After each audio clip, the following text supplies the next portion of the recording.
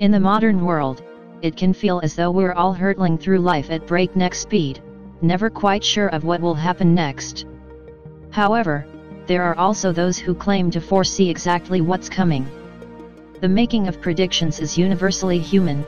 We all want to feel as though we have at least a little control over what's lurking on the horizon. But, as history shows, a select few of us are apparently better at it than others.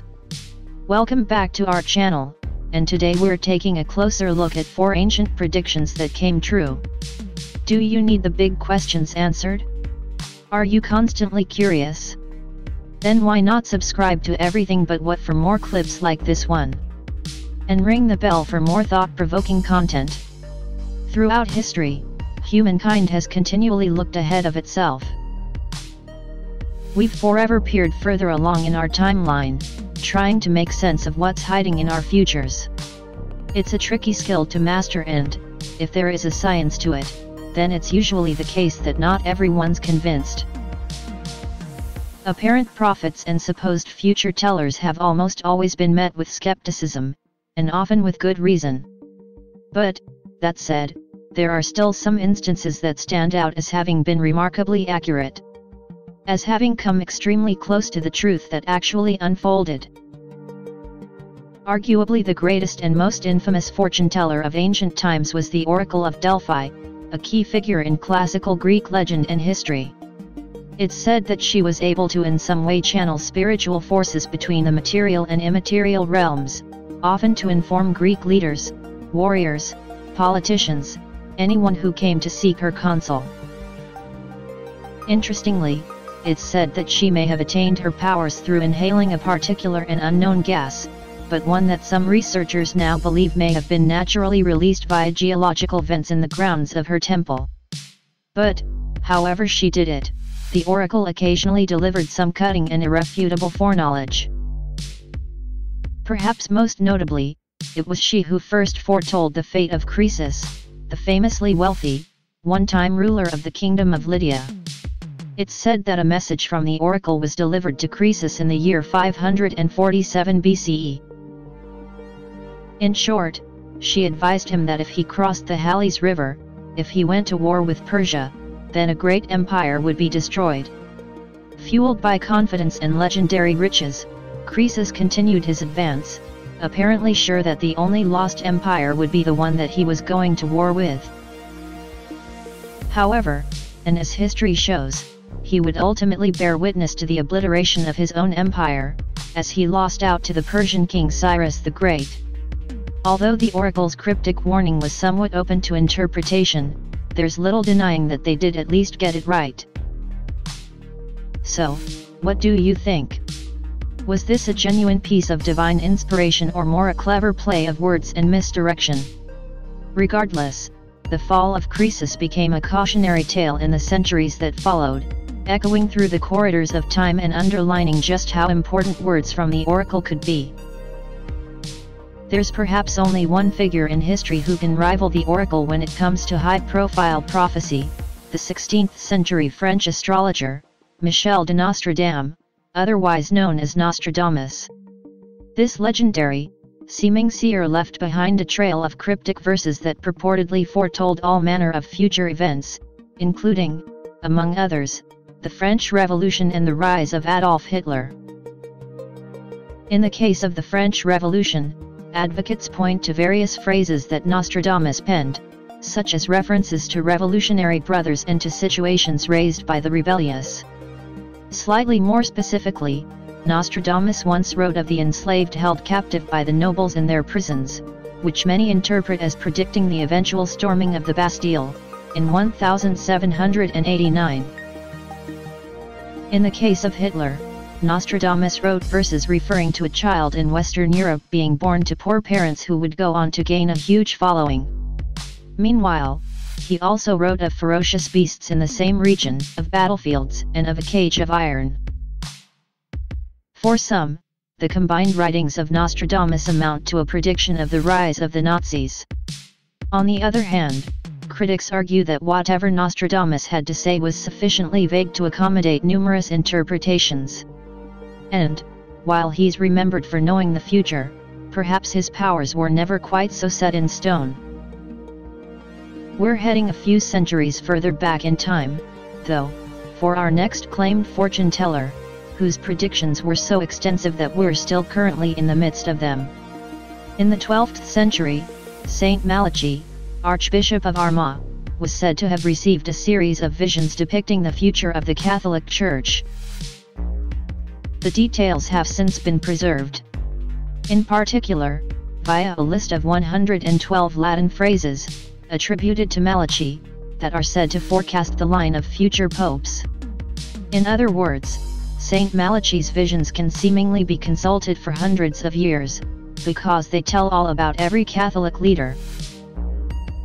The prophecy of the popes, as it's commonly known, unfolds with eerily accurate descriptions of pontiffs leading up to the present day, referring to aspects of their rule, key historical events, or specific, individual challenges. What's especially concerning, however, for those that subscribe to its accuracy, is that the prophecy is now seemingly close to its end. By some readings, it could even be that the next pope will be the last pope, before the apocalypse arrives on earth. As with the oracle and Nostradamus, however, the seeming accuracy of the prophecy of the popes has been called into question. The main criticism against it is that, while the record is deemed extremely accurate up to around the late 1500s, after then its effectiveness appears to fall away. And potentially with very good reason, as it was in 1595 when the prophecy was first published, by the Benedictine monk Arnold Wyan. The allegation is, then, that it should serve more as a historical record until that point, and pure speculation afterwards. But, what do you think? Finally, and as if the fall of empires, the rage of war, or the supposed divinity of papal ascendancy weren't enough, then how about modern technology? Now, in this case, the number of attempted predictions from the past is through the roof. It's a feature of humanity that we can see working in the here and now, as well, given the continual stream of future predictions that we, ourselves, make for the coming years. That said, there are again some who come far closer to the truth, far more often. Francis Bacon was one such figure, operating at the height of the Renaissance period in the late 16th and early 17th centuries. While never revered as a prophet in quite the same way as Nostradamus was, many of Bacon's seeming predictions trace back to an unfinished novel of his, New Atlantis. It's a cautionary tale borrowing heavily from the long-told legend of Atlantis, complete with the moral warning that greed and arrogance could ultimately lead to destruction. But the details of Bacon's vision are especially of interest. In the text, he refers to ways of imitating the flights of birds and to ships that can travel underwater, seemingly imagining the planes and submarines of today. There's also an apparent importance on engine houses, which could double up as the factories that would go on to power the Industrial Revolution. In general, Bacon was outlining his idea of a better world shaped by science. This is what his New Atlantis amounts to. And so, somewhat unsurprisingly, Bacon's supporters now believe that he was, in fact, simply way ahead of his time, and that his writings really did foretell what was to come. So, what's your verdict? On the Oracle of Delphi, Nostradamus, Saint Malachi, and Francis Bacon. All of them were clearly interested in peering into the future. All of them shared in abundance that oh-so-human trait of wanting to know what comes next. And all of them reportedly divulged what would go on to become some vital information. These figures of times gone by offer a glimpse into a certain branch of mysticality that has captured human imagination for centuries. And, whether born of divine insight, poetic ambiguity, or sheer coincidence, their prophecies continue to spark curiosity and debate. Suspicion and skepticism are never far away, and perhaps with good reason, but, nevertheless, those are four ancient predictions that came true. Most of the myths and legends of India are derived from ancient religious texts.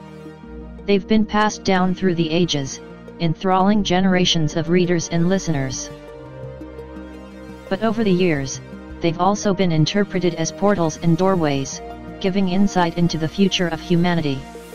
Welcome back to our channel, and today we're exploring 4 bizarre predictions from ancient Indian texts. Do you need the big questions answered? Are you constantly curious? Then why not subscribe to Everything But What for more clips like this one? And ring the bell for more thought-provoking content. We'll start on a somewhat pessimistic note. A key concept for today's video is that in Hinduism, time is cyclical. Each cycle lasts 4,320,000 years, and is comprised of 4 great seasons or yugas: Satya Yuga, Treta Yuga, Dvapara Yuga, and Kali Yuga. According to various ancient texts, we're now in the last of those, the Kali Yuga. It's generally described as being 432,000 years long, and is said to have begun in the year 3102 BC, at the climax of an epic war, the Kurukshetra War. So, while we're already some 5,000 years through this final season, there are still 426,000 years left for it to run. But the bad news is that the world of the Kali Yuga isn't a good one. And our first bizarre prediction for the future of humanity is, well, that we've only just begun an age of unrelenting darkness, misery, and vice. With each yuga, humanity's moral and physical well-being deteriorates, which means that the Kali Yuga is the summit of our deterioration, the pinnacle of all our problems. And, unfortunately, it's been invariably highlighted how we can seemingly see signs of the Kali Yuga all around us today.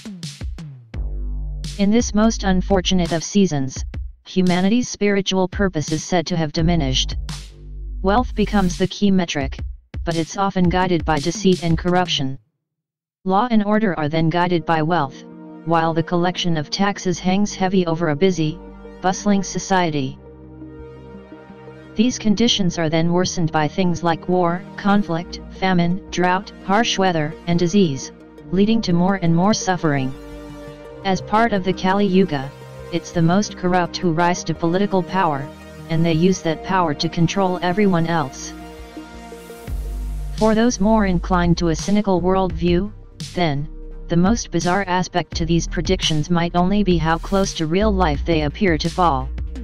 And it's going to get worse before it gets better. That's because today's second bizarre prediction for the future is World War III. Thankfully, the Kali Yuga story concludes with the eventual arrival of a messianic figure, known as Kaki. At the latest, this should happen around the year 428,899, but some say it could happen before then. It's said that Kaki, the 10th and last incarnation of the god Vishnu, will one day bring the cycle of yugas to an end, refresh the seasons and move us back to the first yuga, the Satya Yuga, which should be a golden age. It's just that between now and then, it's predicted that rampant corruption, poverty, greed, hatred, and intolerance will have utterly deprived humanity of its soul, and World War III could be the endgame for all of those issues. While the great Kaki's arrival does have the upside of bringing this nightmarish time to an end, it's also said that it will happen only following a great war. A war vast and devastating enough that it will leave the world in total ruin. And, today, most onlookers agree that World War III will do exactly that. Most texts stop short of going into great detail about what the war could look like, and most don't suggest that it's coming tomorrow, but it is coming. And when it happens, humanity will perhaps reached its lowest ebb. Of course, we know that human history is already rife with war, conflict, and suffering. But we also know that, somewhat ironically, some wars have served as a means toward technological advancement, as well. And, in Hindu mythology, wars have often been portrayed in this way, wherein they, too, feature the use of imaginative machines and contraptions. One such machine, the Vimana, particularly stands out as it appears to be a prediction, today's third prediction, toward modern-day spaceflight and propulsion technology. The ancient Vimanas were machines piloted by the gods. They came in all shapes and sizes and were multi-use, made for land and sea as well as for space travel. References to them have been found in many ancient texts, including the Hindu epic Mahabharata and another more contemporary text, the Vaimanika Shastra. One particular passage in the Mahabharata, for example, provides a description of the Vimana that's reminiscent of jet propulsion, referring to them radiating light and carrying a deep rumbling sound. The Vaimanika Shastra also includes similar references indicating, for instance, that Vimana propulsion was enabled by the use of rotating gyroscopes of electricity and mercury, in what's essentially a vortex engine.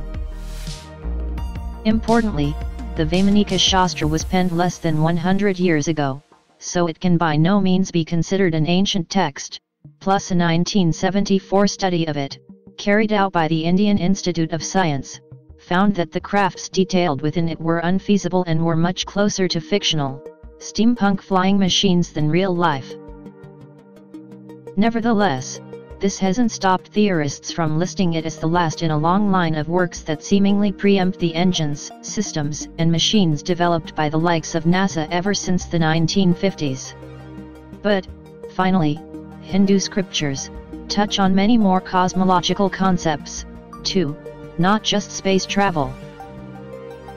The legend of Rivetai, found in the Vishnu Purana text, for example, provides the basis for today's fourth bizarre prediction, that humanity, and the world, is shaped by time dilation. It's estimated that the Vishnu Purana was composed between 1100 and 2200 years ago, and yet it includes within it a mode of thought more in tune with Albert Einstein, and 20th century science. In the story, Rivetai is the daughter of King Kakudmai, a descendant of the sun god Surya. Believing that no human is worthy enough to marry his daughter, Kakudmai takes Rivetai to seek counsel with the god, Brahma the creator. When they arrive at Brahma's abode, they wait a short time while the god watches a musical performance. Then, when they explain the situation to him, and when Kakudmai requests that a suitable partner be found for his daughter while presenting a short list of candidates, Brahma laughs. He explains that time isn't the same across different levels of existence, so, within the short time that Kakudmai and Rivetai had awaited his counsel, 108 yugas, that's more than 100 million years, had passed on Earth. Which means that every suitor on Kakudmai's shortlist will have died long ago. As well as all of his and Rivetai's friends, family, and everyone they'd ever known. Returning to Earth, Kakudmai and Rivetai marvel at the incredible changes that have taken place on their home planet during what had seemed a brief visit to Brahma. And, again, they bear witness to the shocking extent of humanity's regression, having been away from it for so long. But, regardless of how humanity may have fared, the central concept here is literally millennia ahead of its time. Time dilation is a relatively modern school of scientific thought, but the ancient scholars appear to have predicted its nature within this story. Now, we see it as a basis for scientific experiment and science fiction, with various movies featuring characters who age differently to everyone else because of the physical journeys they take through space and reality. But, really, Rivetai was the first to take that trip. Such is the rich and huge history and tradition that the ancient texts cover, it would be impossible to summarize them all within one video. But we can see in just these 4 cases that the earliest works, at times, provided a window into the future. And part of that future is what we're living in today. The nods towards space travel and flying machines certainly fit. The discussion around time and the true nature of reality still feels very modern. It remains to be seen whether World War III will take hold, and it's perhaps an issue of contention as to whether all the worst parts of the Kali Yuga really are taking place today. But, for now, those are 4 bizarre predictions from ancient Indian texts. What do you think? Is there anything we missed? Let us know in the comments. Check out these other clips from Everything But What, and make sure you subscribe and ring the bell for our latest content.